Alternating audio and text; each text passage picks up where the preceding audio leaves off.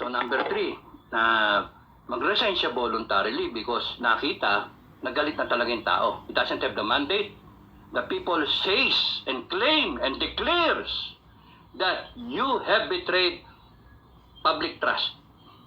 And we want BP Sara to be the president to finish your unfinished term. Siya ang magsaserve ng remaining time ng unfinished term mo. Ganon.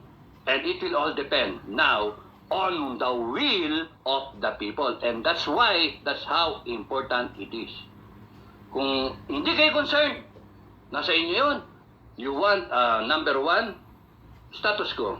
By the time na 2028, all agencies would have been corrupted. Even the armed forces and the PNP. It will be corrupted because money will play. Mahahati yan and all that. Kaya nga, these agencies, AFP and PNP, should remain intact. Yun lang ang request ko sa mga commander. Kayong mga top officers ngayon, intact dapat ang organization nyo. Huwag nyo hayaan na makorrupt yung agencies, no? Yung agency ninyo, yung institusyon.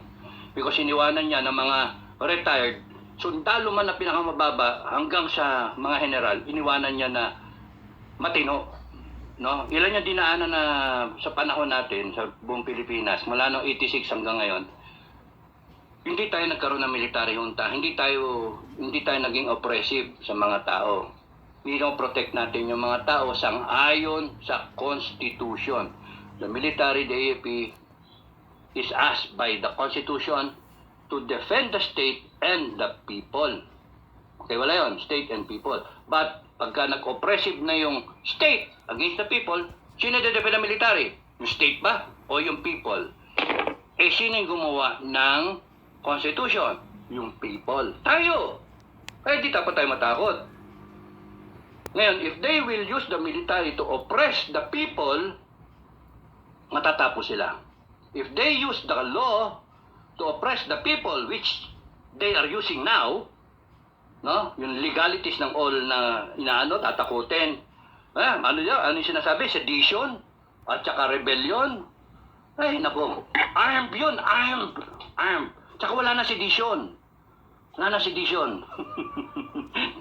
Nirepeal na yung revised penal code na may sedition, mga clause. Nirepeal na. So, rebellion, armed. Ano ginagawa natin? Keyboard. Manifesto. Sinasabi yung gusto natin. Eh, mapapatakot ang tao. Eh, sige, bahala kayo. Doon tayo sa status ko, number 1, na who wants to become a millionaire? O, de, sali kayo doon. Who wants to become a millionaire? Okay, so, pwede siya mag-resign voluntarily.